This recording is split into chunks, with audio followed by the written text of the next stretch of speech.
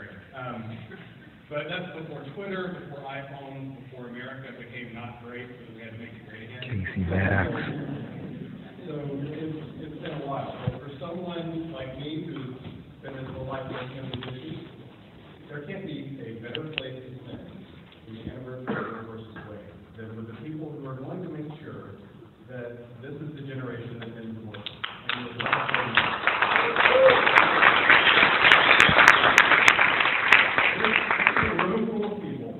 Who are willing to stand up against a culture and against government officials that have brought into a culture of death.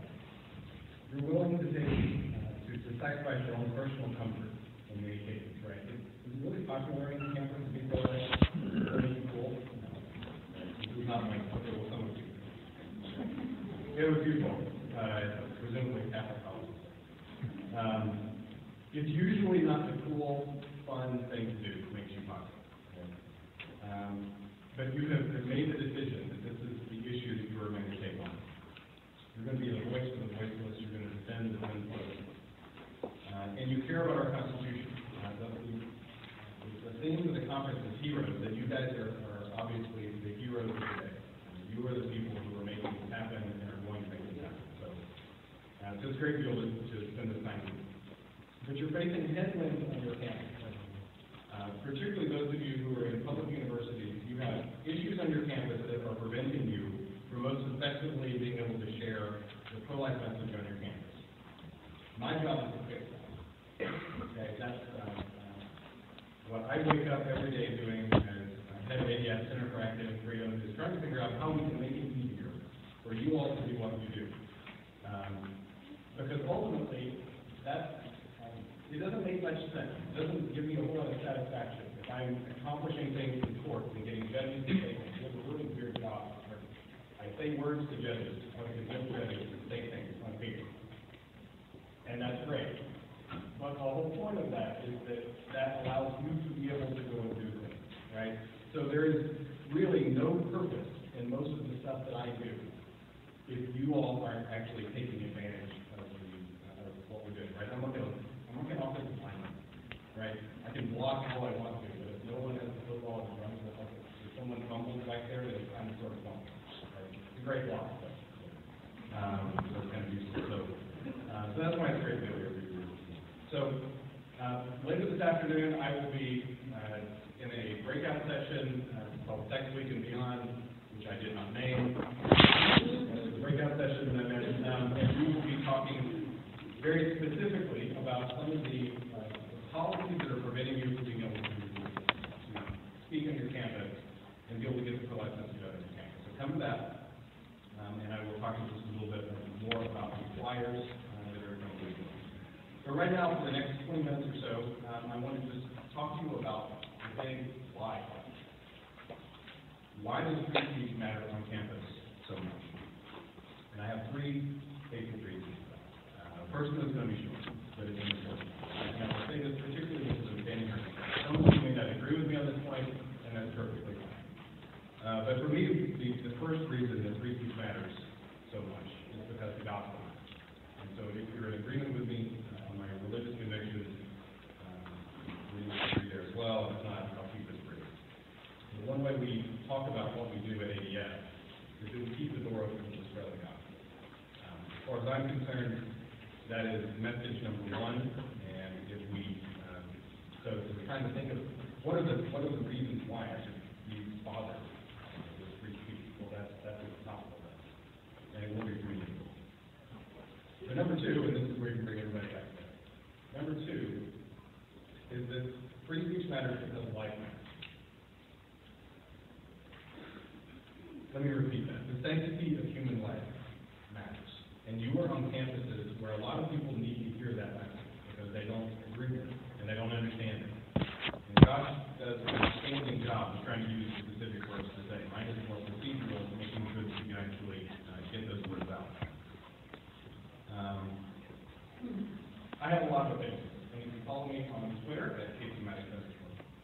So if you want to do that, you'll find that I have a whole lot of opinions. Barbecue, I have plenty of opinions about barbecue. I detest pumpkin pie. The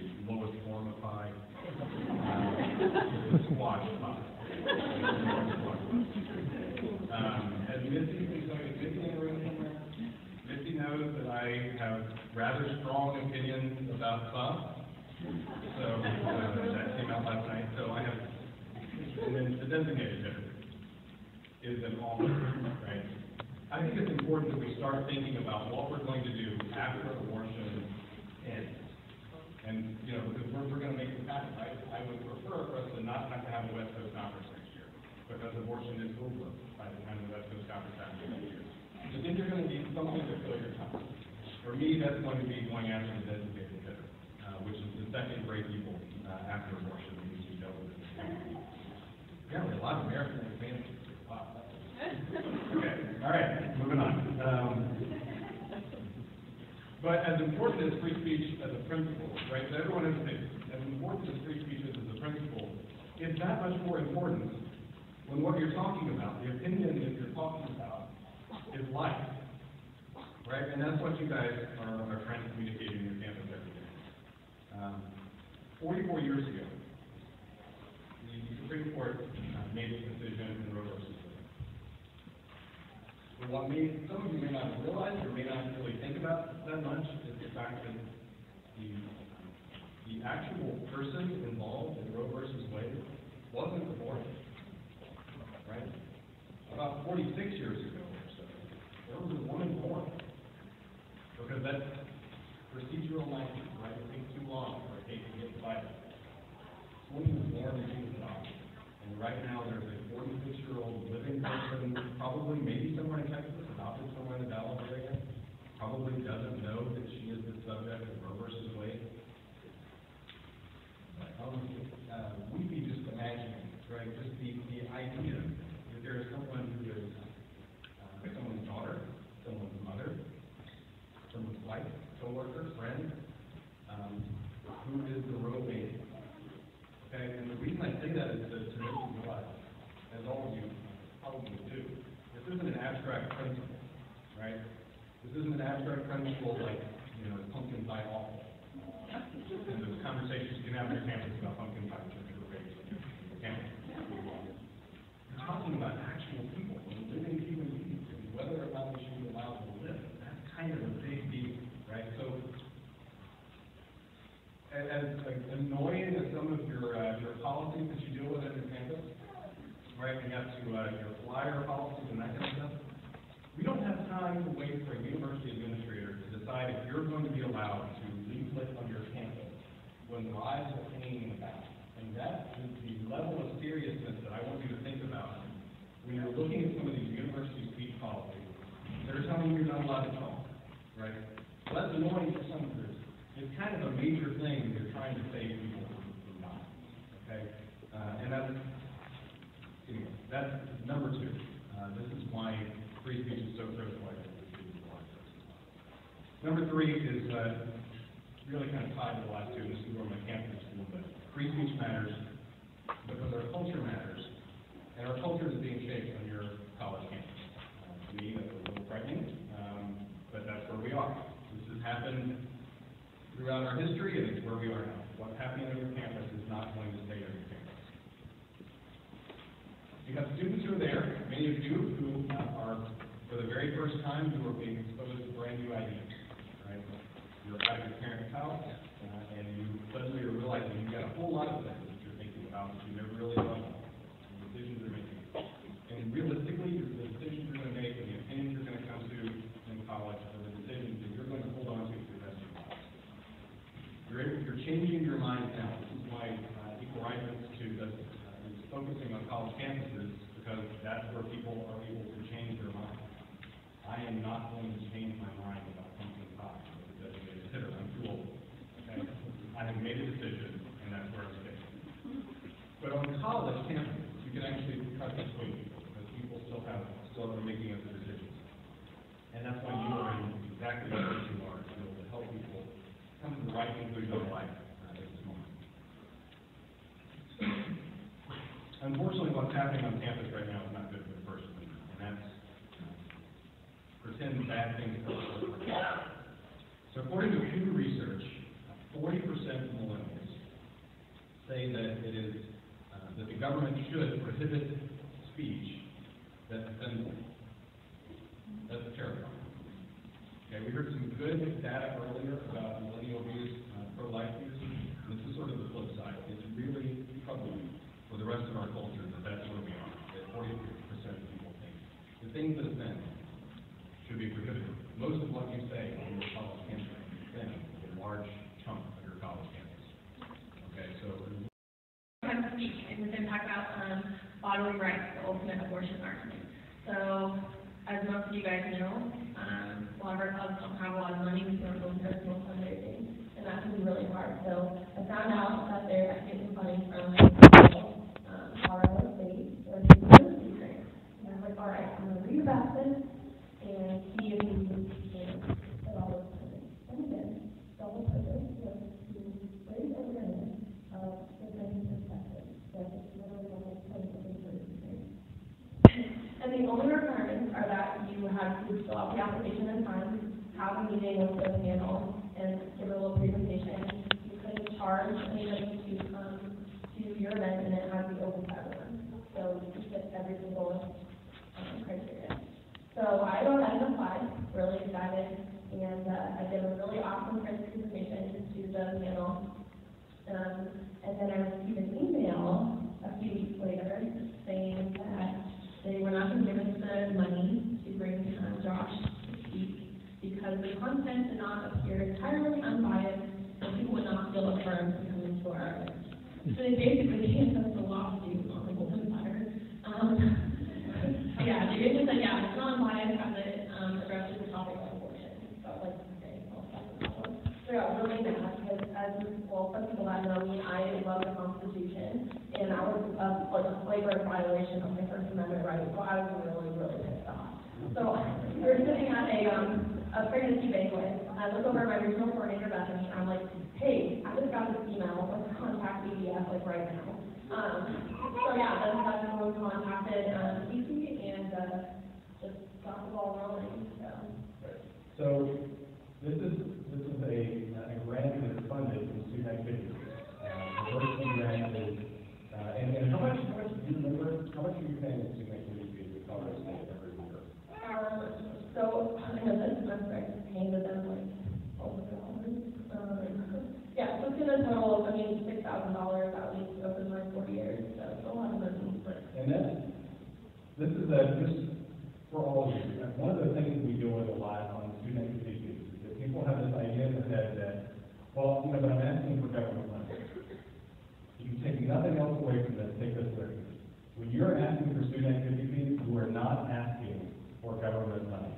The Supreme Court has agreed you're not asking for government money. Student activity fees is a special little pot of money that they charge you in addition to your tuition and fees and everything else. And they put it over here to be disseminated out to student groups. Okay? That's how student activity fees work. Why religious groups can participate in that money. It's not, government funding, InterVarsity or something either. So it's this separate pot of money that they're supposed to, they're required by the Constitution to make sure that they hand that money out in a viewpoint neutral fashion. So it's not biased one way or the other. And here's the reality: it's always biased. Okay, the way that money gets handed out is the pro-abortion side gets a lot more of that money. So what happens is you end up with people like Cecile Richards coming in to speak from the pro-abortion group, and you end up with schmoes like me coming in to speak to your group. Okay? We need okay? We need people like Josh Strong, and we need money for Josh Strong because Josh has he's like a deal. So anyway, so that's this is how student activity works. So what has been the response to you filing this lawsuit? If you would not very pleased with me. Actually, I found a lot of support. So there has been a little bit of pushback, but mostly from like zero-educated behind their computers, like saying, oh, you're never going to win this. But I found a lot of support. A lot of people have reached out to me saying, this is awesome, what you're doing, we fully support you. We wish that we had the courage to do what you did, and we're really excited to see what it's doing. So just got a lot of support, and it's been really, really fun. And did you have any concern as you were doing this? So a lot of students who will often face questions from people, particularly the Christian students who are concerned about the idea that, well, should I sue, right? Should I be engaged in litigation with this? Isn't that sort of confrontational? I know that's a crazy thing to say to polite people with that confrontational kind of attitude. But we get that a lot. I mean, we kind of deal with that at all, and we've heard people question whether or not it's the right thing to do to sort of the line. Well, I'm a Catholic, and should I sue? Heck yeah, you should sue. You absolutely should. If someone is infringing on your First Amendment right or any of your constitutional rights, honestly, that's a big problem. Okay, this is not you attacking somebody. You're being attacked, and now you're on the defense, and you need to fight for what's right. So, honestly, I think Jesus is pretty happy with me.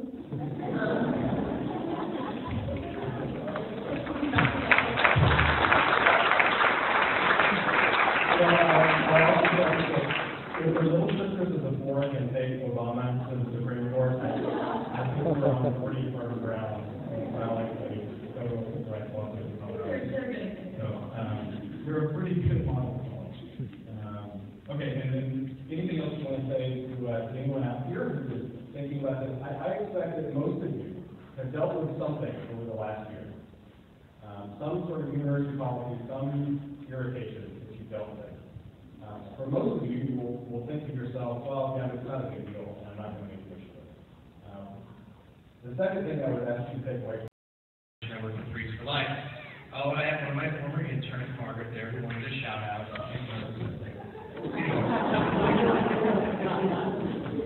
Anyway, I just wanted to share a little bit about our journey of being anti-abortion and why I've done this for about 25 years, full time, fighting against abortion and this Holocaust that's plaguing our nation. And I know for a lot of you, maybe you were raised in a family that's pro-life, or maybe you just started hearing about this. And I know so many people tell me, oh yeah, I'm involved in my pro-life group on campus, I'm doing a little bit here and there. And then they want to move on with life. They just sort of say, oh, I'll do my part and I'll move on. So many people tell me they're just going to do a few things to be pro-life and then kind of move on with what they're called to do in life. And I thought like that for a long time. When I was first getting involved, I thought, okay, I'm going to go out, I'm going to do a year of pro-life work, and then they can say I've done my part, and then I can move on and do what I want to do. And during that time, well before Bible Rose and David Goliath were doing undercover videos, we used to go undercover to abortion clinics, and we do what we call a truth team, where I would take a girl and she would ask for a pregnancy test, and I would sit in the lobby, and while she's in the back room stuffing pro-life literature all around the inside, I'm in the lobby putting pro-life literature in every magazine on the pages. And one day I was in there, and we were in a clinic that was in downtown Los Angeles, and this clinic was geared towards illegal immigrants. There was actually a guy passing out $40 off coupons in Spanish for the abortion clinic outside. And as we're sitting in there, I remember the girl that I was with taking a long time, and I thought, oh no, she got caught. She's in the back room. Something happened where she got caught. And I went up to the counter where there's this big window to look for her and to find out if she got caught, to find out what was going on. And right as I did that, a door behind the counter swung open, and that was the abortion room. And I looked in, and I saw a girl about 16 years old laying on the table, tears pouring out of her eyes as the abortion was taking place. I witnessed a human being killed right in front of my eyes, and a young woman probably emotionally damaged for the rest of their life. And I realized at that very moment in my life what abortion really was. It wasn't just a political issue. It wasn't just something that I could say I was against. It's not just something I could go to march against once a year. But abortion was the killing of an innocent human person. And I remember going home that night crying out to God in the shower. If you got a good hot water heater, the shower is a great place to pray. And I remember hearing God say at that moment, "God, save my children." And I knew that's what the rest of my life was going to be dedicated to ending abortion, to being anti-abortion, because abortion is the killing of an innocent human person. Now, I know a lot of you are going to be called to different things in your life, whether it be a lawyer or a doctor or a nurse, any of these things.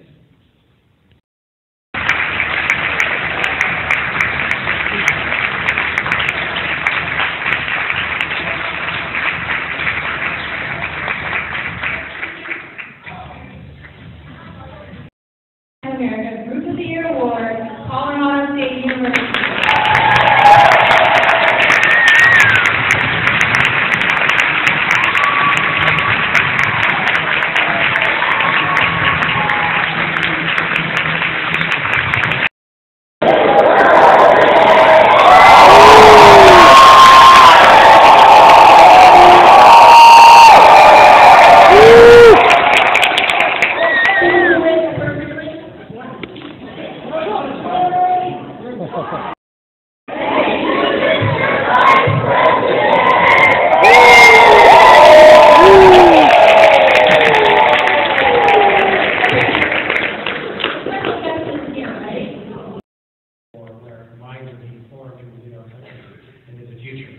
So we really need to sensitize people to the sanctity of life and the goodness of life. I can remember, I remember a bit older than you are, I remember the road decision when it came down. It seemed to me that it was so wrong that it could last so long. But it's sad that it has lasted for this long. Abortion is built on a lie. Built on a lie. Science is on our side. There's no doubt that this is a human mind.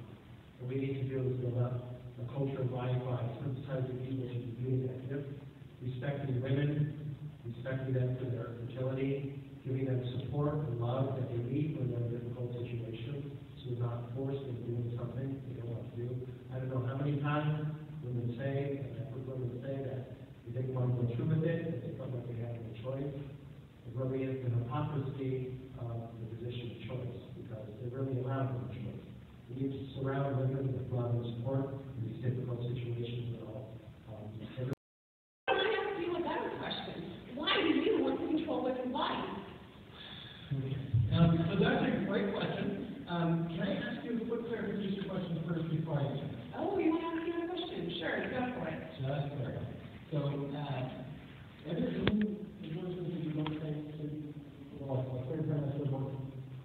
Well, I don't think third trimester abortion should happen. I think that's too late in the pregnancy and unnecessary. Yeah. So, please tell me, I'm not trying to explain it, but let me ask you. Why do you want to control women's bodies? Wait, what? Well, you said that you think that abortion should happen to the third trimester. Like you want to control women's bodies in the third trimester. But I don't want to control women's bodies. Neither do I. This issue is so much more complicated than this, rhetorical slogan. I don't like rhetorical slogans like that. I would be so unhelpful to you. I'm like, why do you want women to be able to kill all the babies all the time? Like, that's not going to be helpful. But I don't want to. I mean, I like the way people debated about politics last year, because that was fantastic. This is not what I want. But I want to say something different. I want like real people having real conversations about things they disagree about. So can you just drop the rhetoric and just have a conversation? Okay, that's fair. Although I am going to say, I don't think I've ever had a conversation about abortion that has lasted more than 20 seconds. So I'm willing to give this a try. Great. I got that. Hi, I'm Rebecca. Great. Okay, so I don't know if that was about your view yet. You said you think abortion is unnecessary in the third trimester. Tell me, what is unnecessary? Well, I just think that at that point in the pregnancy, it's so far along that it's not necessary for a woman to wait for that time period. She should have already made her decision, unless for some reason she happens to be in a situation where she discovers that her life is in danger. Yeah, but sadly that happens though, right? Yeah, I mean, there are ways for abortion that don't just happen because of the life of the mother. I mean, a lot of ways that statement, but that does happen. So sometimes we both agree that would be bad. Do you think this should be against the law? See, I get really uncomfortable putting anyone against abortion, but probably it shouldn't be legal once it can survive outside the home. Yeah, okay, so I have a handy refrigerator. So I have a handy refrigerator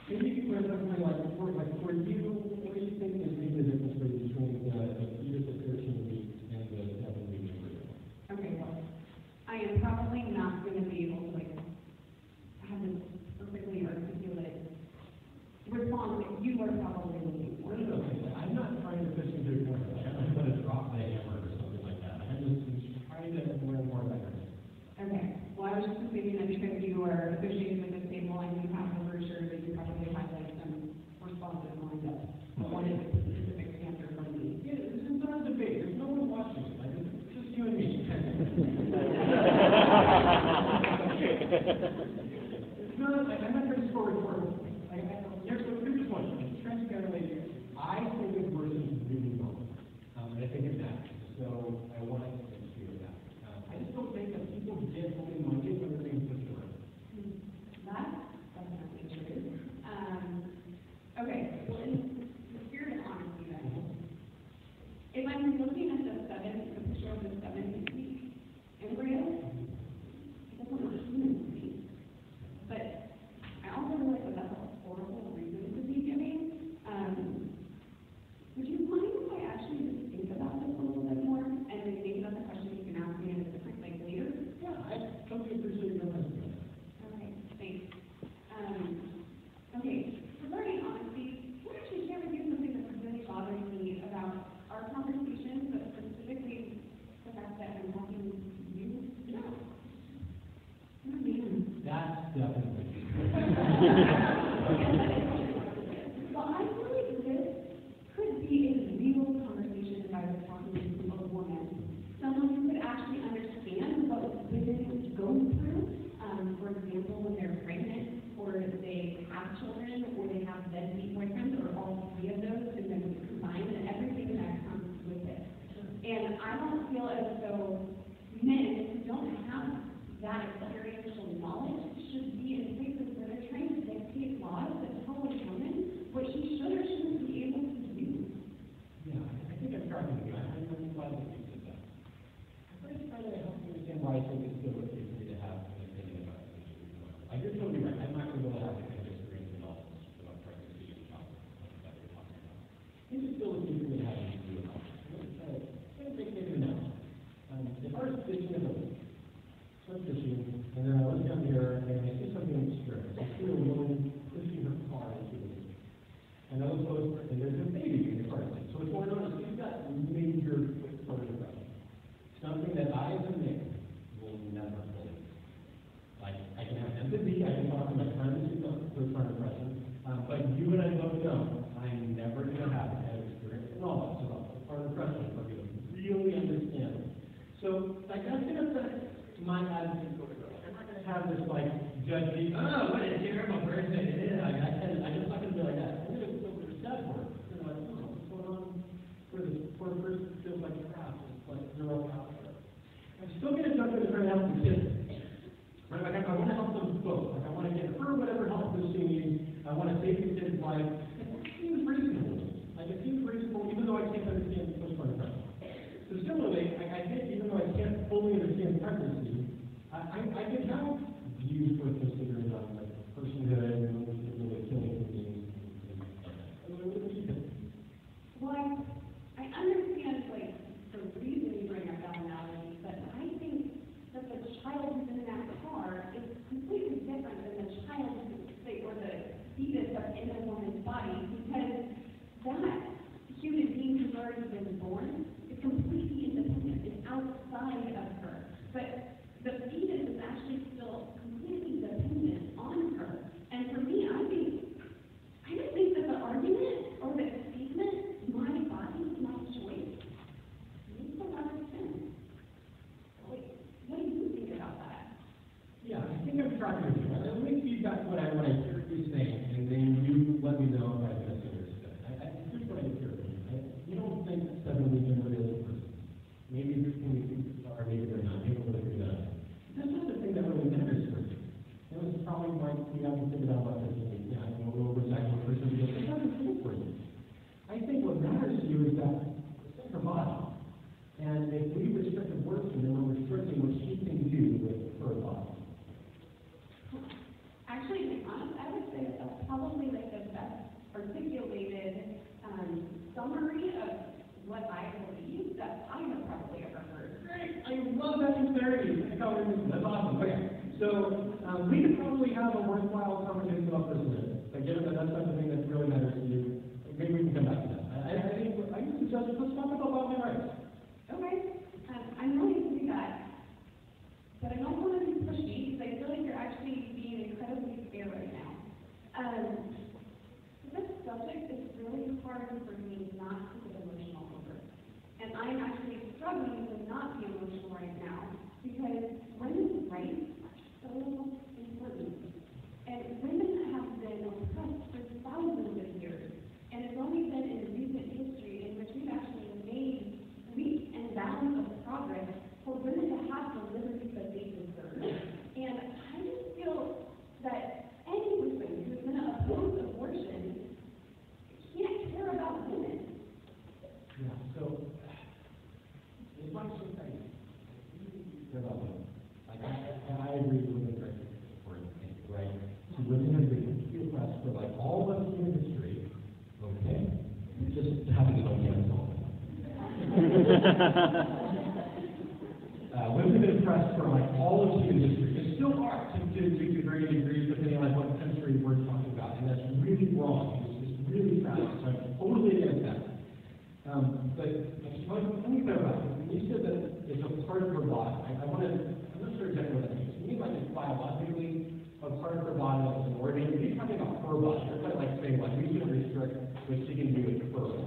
What you said at the end there, I'm not talking about the cells of the fetus that have 23 of the woman's chromosomes. I'm actually talking about her cells that have her 46 chromosomes. And restricting abortion is restricting what she can do with her body. Yeah, I think that's really helpful because I think there's a point that confuses a lot of people. I think you're denying the humanity of the unborn. I guess that's what's going on here. So I agree with you. I think generally speaking, government should not restrict what we can and can't do with our bodies. I think there's a weird thing where in order for the government to protect one human person from being killed, then they should tell a woman that she can't kill the human person that's in her body. That might sound weird or against a woman or something like that, but remember, we have some common ground about this already. You already agreed with me that abortion should not be legal after viability, after about 20 weeks. Yeah, I mean, that's actually really frustrating. I feel like I'm trapped. I think you kind of are. I think that's exactly right. This is really interesting about the rights argument. Almost every person makes about the rights argument, and almost none of them think that there should be restrictions on abortion. And here's the problem. If the justification that you're using to justify abortion is that she can do whatever she wants with anything that's in her body, well, that's just as true in the third trimester as it is in the first. So I think you kind of have to choose between your body rights argument and having restrictions on abortion. You can't have them. See, but I know what I think about abortion in the third trimester or later in the pregnancy, and I don't think we should be having. But I honestly don't think that the rest of my position is not like crazy. Because if you think about it, think of blood donation. Yeah. We can't force people to give their blood to other people. They have to choose to do it. And that's really not difficult of a thing to do. And yet we think that we can force women to go through the pregnancy. And for me, I mean, it doesn't make sense that we can force someone to do something so difficult as going through with a pregnancy and not be able to tell someone that you donate blood or have to donate blood. Yeah, so I think that's like one of the best pro-choice arguments I've ever heard. Like, I agree with a lot of that. Like, yeah, blood donation can save lives. It's not that big of a deal, and we should, of course, people to do it. And you're also right that pregnancy can be really hard. I think like every pregnancy is horrible, but some of them are. And to be fair, I'm against abortions and the horrible pregnancies too. And those are life is So help me. a kidney problem, and you're a match, and I ask you for your kidney, and you say no, you're not a murderer. Like, it's not like the same as like, you put a gun in the shopping right now, right? So body rights arguments always seem to make this mistake, whether we're talking about blood donation or a famous violinist in a hospital somewhere or anything else. Like, they always pretend that abortion is just not helping someone. And that's why it's something to blood donation. You don't have to help people. You don't have to save them. You can't kill them, even when they're inconvenient. Like this brochure has more than just field development. If you turn the page, you'll see graphic images of what abortion does to babies. I won't personalize them because they're graphic, but They're undeniably relevant evidence. Everybody's like, no, abortion is this brutal act that destroys a newborn child. So I'm wondering which of you want to do this? To be honest, I'm Spanish, so not right now.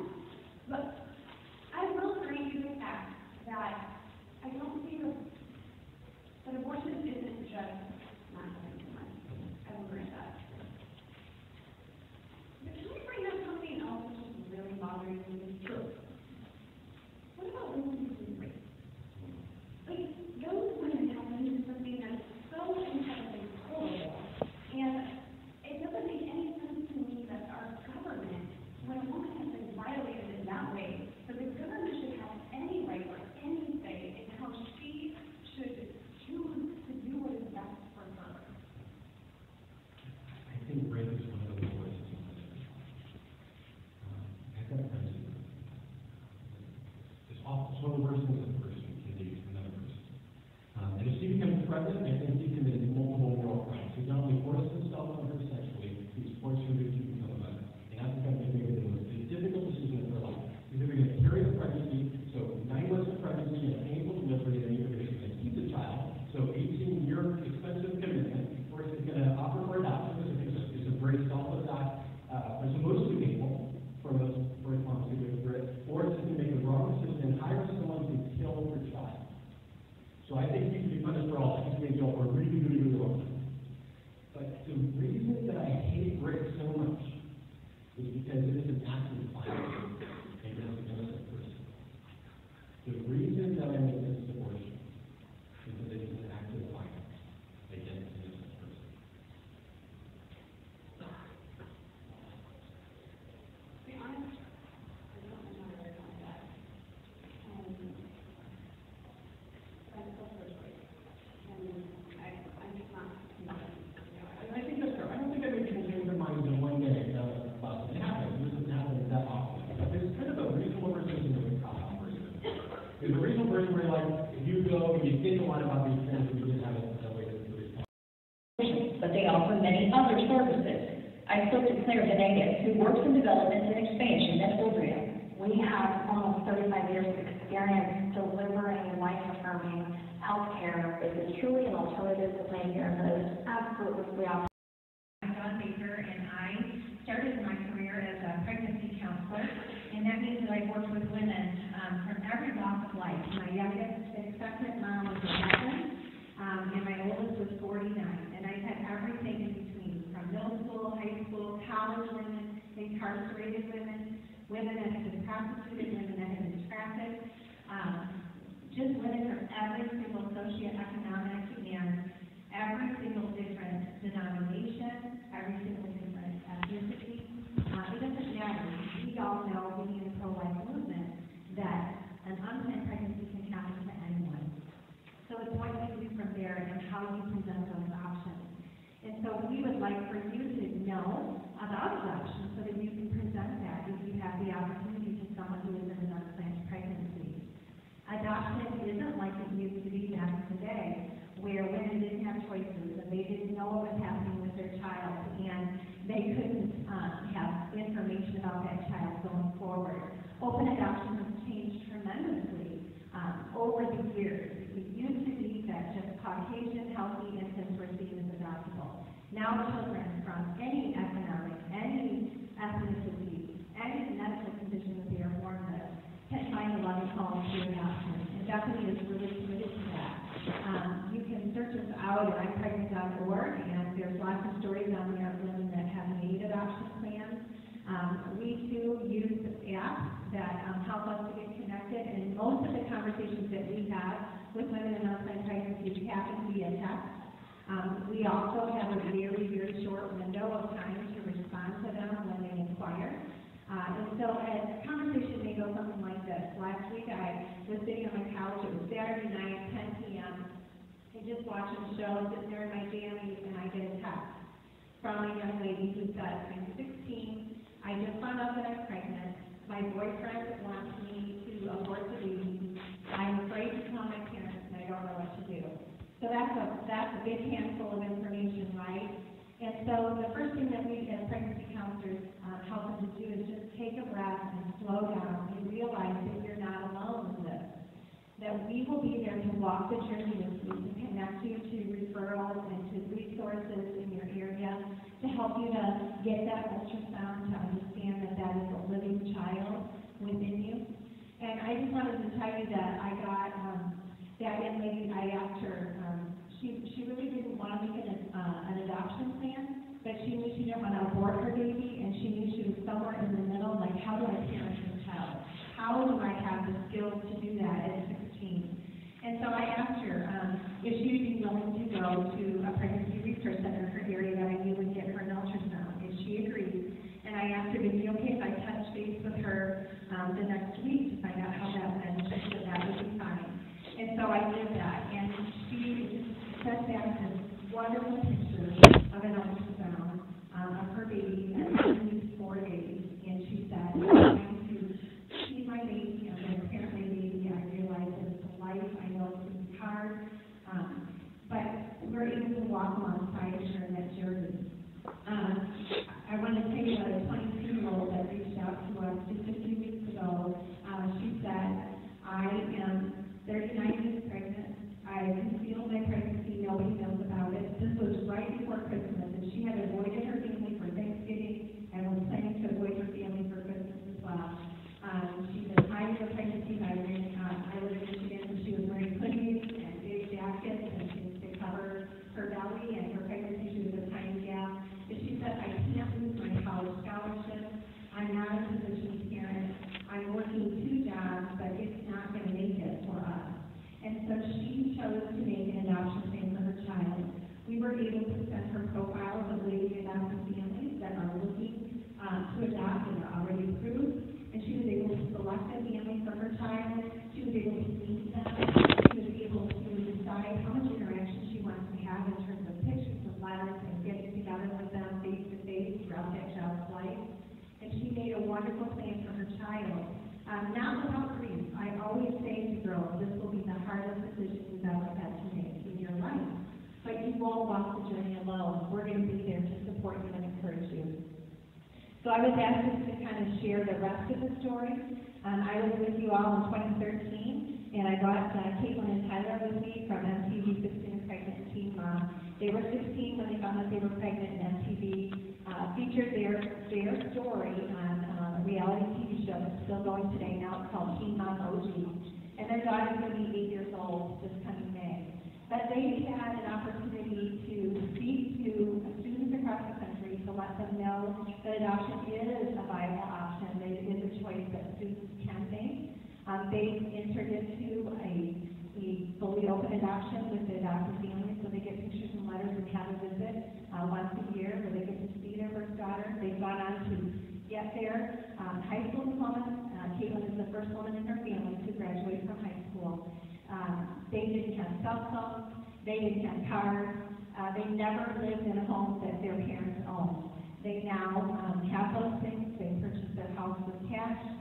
They've gone on to get married, have done some college classes, and now they are parenting a child, another second full bio-equivalent to Carly, who is 2 years old. So it's definitely a happy story, one that we share that people can sometimes connect with. I'll love to answer any questions for you. There's a Bethany table out there and staff from the area that are willing to help you to know what it's like to be a professional, saver of lives, and save thousands of lives.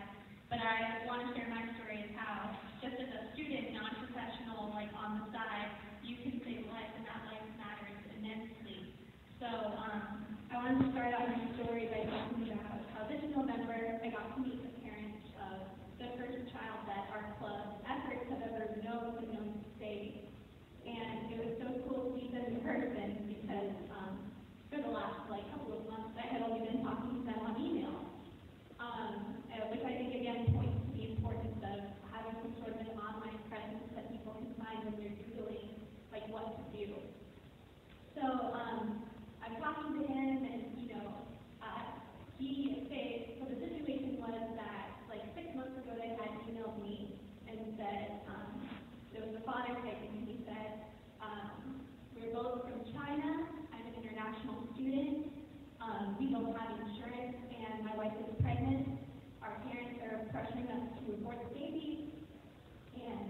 know what to do, but I remember your organization, and so I wanted to reach out and see if you guys can help us. And so the importance of like checking your email and like responding right away, like I can't even, you have a brief moment, like minute of time. So I got back with him and I said, like, I'm so glad you emailed me. I'm so glad to hear like I reached out. I just want you to know that you're not alone and that we're here to support you every step of the way through this process. And that's when I started to refer them to our pregnancy resource center in our area, which is called the Women's Center. And they're also medical clinics, so they provide prenatal care for women who are uninsured. It seems like it's low cost is like $375, but they even said that like the woman could only pay like $10 a month, they'd take it, and they'd still give her the care. So referred him to that, and then he said, okay, cool, I'll check it out. And he was so eager, he like went right away, and checked it out. He said it looks good, very clean, like people are really nice to us. But I'm just wondering, like, will we be able to get care all the way up, like through all 40 weeks of pregnancy? And so then I was able to go on their website, and yes, they have all laid out, so I emailed that back to him. It's like, yes, and actually here's like the schedule right from their website of how many times you can be attending their clinic up until birth. So he emailed me back and said, great. But now we're kind of thinking, well, okay, you don't need insurance to get the prenatal care, but we do need insurance to have the delivery, because delivery costs a lot of money. And so, like, despite all the research that I had done, I had never really come across that question. And so I was like, ooh, I actually don't know. So I actually emailed the Pregnancy Resource Center myself and said, what do you guys do if you have somebody that wants to get applied for like insurance to cover their deliveries? And they know all about it because they do this stuff all the time. So I want to encourage you guys to have those relationships because they can answer questions that you don't know. And so between the three of us, me, the dad, and a women's center, we all figured out that Arizona had emergency state health insurance for this purpose that non-U.S. citizens couldn't even apply for, and they were approved for it.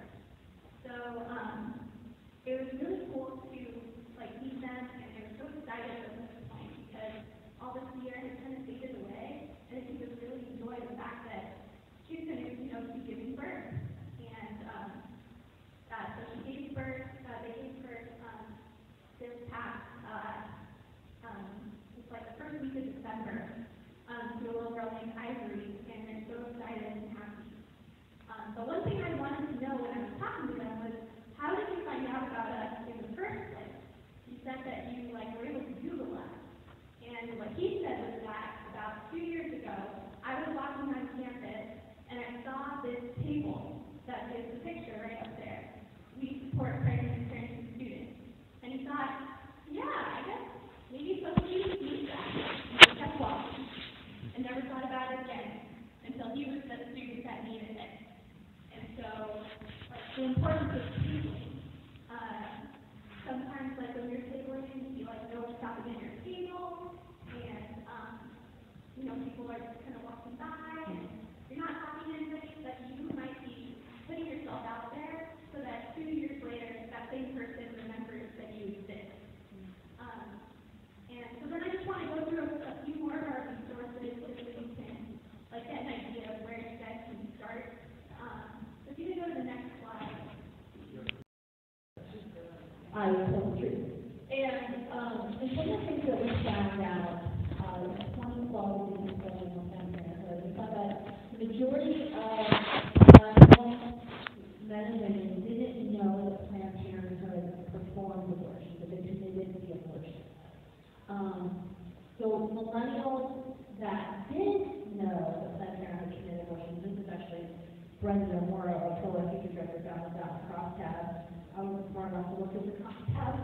But we found out that the majority of millennials actually knew that Planned Parenthood committed abortion had an unfavorable view of it. And so for us, it was very clear, okay, Planned Parenthood has an overwhelmingly favorable view among millennials. However, majority don't know they do abortion. However, once they're told that they do abortion, they don't like them anymore. So the narrative is very simple for us. Just tell people that they just abortion. Because we know millennials overall have made the view of abortion. Regardless of whether or not they're called pro-life or not, that's a different question, not what earlier. But they just don't like abortion. They're top of the line and only respond to when they first hear the word abortion. A lot of people are the majority of the things they hear in their mind is killing, murder, death. Oh, that was feminine. Yeah. That was just a so that was really important to us. So what we've done with the parent project and cycle approaching towards, we're telling people, one, that they are the largest abortion center, because no one likes that fact. No one likes that. And I'll actually show you that we're winning. Planned Parenthood recently this month released a commercial, and it's a woman saying Planned Parenthood taught her how to have an abortion. I'm like, we are winning with Planned Parenthood releasing that commercial.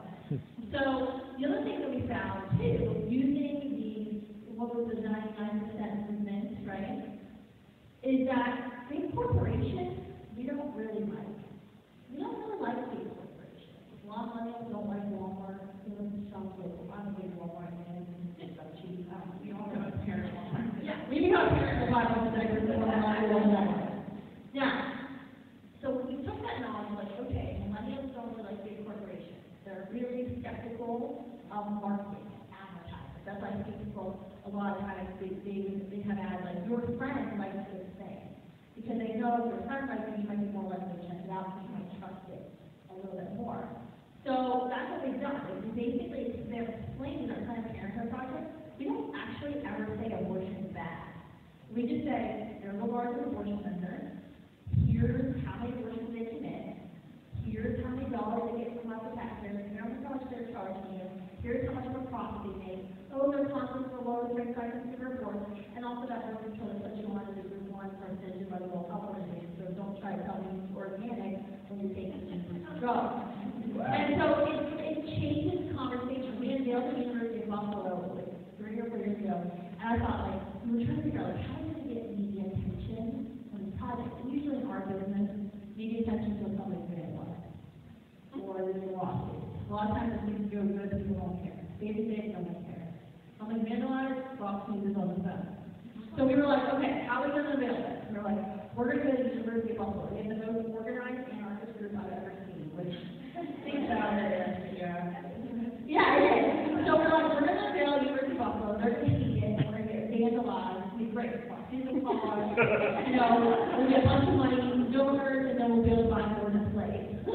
So we have to shift like extra things to University of Buffalo. And Missy was there, and they're like, we freaking loved it. Even the hardcore feminists, like even like a lot of them, Missy says she changed the views of the hardcore feminist mind of abortion. But she said the best part of it was they came up to her, because they're like, oh, we're Planned Parenthood, they're asking for a free condom, and they're being pink, and they're like, oh, no, we're not Planned Parenthood, this is what we're talking about. And they were able to shift these hardcore feminists who still disagree with abortion, but they're like, yeah, I'm going to do a Planned Parenthood again. And that's still what's there. And so that's something we found to work really well. The other thing we talk about Planned Parenthood that Kellyanne actually found last December, she issued a number of girls in the right place for Christmas. I think the video was great, but we were for Christmas. And the interesting thing about this memo was that they had done research focused in California and in Denver after being alive in the video. And they put a bunch of women in a room who were kind of mushy middle in the issue. Kind of called themselves pro-choice, leaned democratic, weren't like pro-effective at all. And they showed them the videos, they wanted them to come back. They tried to figure out what made them like anti-Planned Parenthood. One of the biggest things they found was once women heard how much Planned Parenthood was into politics, and how much they could spend. It didn't matter that they were both going in the room with Democrats, and most, 90% of Planned Parenthood was like those Democrats. They didn't like that. Because the narrative they go up in their patient's mind is that they're just here to help. And that, you find yourself trouble, we can help, you can come to us. Once the team found out, especially like that Parent Project, that abortion, they have quotas for their abortion, that it's a business, that they're making money, that they're taking out money, spending in dirty, corrupt politics. No. It goes against the narrative of fighting for the little guy, and also another time to look up at how much they're feeling. And just to go into that very briefly with God, I did national message testimony from parenthood about 4 years ago. At the time, more people thought Planned Parenthood did adoption than did abortion, right? Because they were the perfect mate. Talk about a message. Planned Parenthood, it was all about helping parents be more planned and organized and ready, and they thought People are stupid, though. I mean, that's the thing, right? The number one thing that we were able to show change people's perception was tying Planned Parenthood and business together. The fact that they make money on abortion. So it's a business cycle, they do sex education that encourages risky behavior, that then puts people in a position where they need STD tests, and they need contraception, and they need abortion, and that's where they make almost all their money, about 50% of that on abortion, because they have a vested interest in you making a decision to have an abortion, because people are like, but they're a nonprofit, right? They don't need to bring in money. Are you kidding? Do you think Students for Life keeps going if nobody gives them money? No. If you don't have money as a nonprofit, you close your doors. Nonprofit is a tax status, not a business status, which is something that Planned Parenthood executives said to Abby Johnson. You guys may have heard her tell that story. So, as much as you can tie them to money, you will be able to change public perception, which is what they would like and went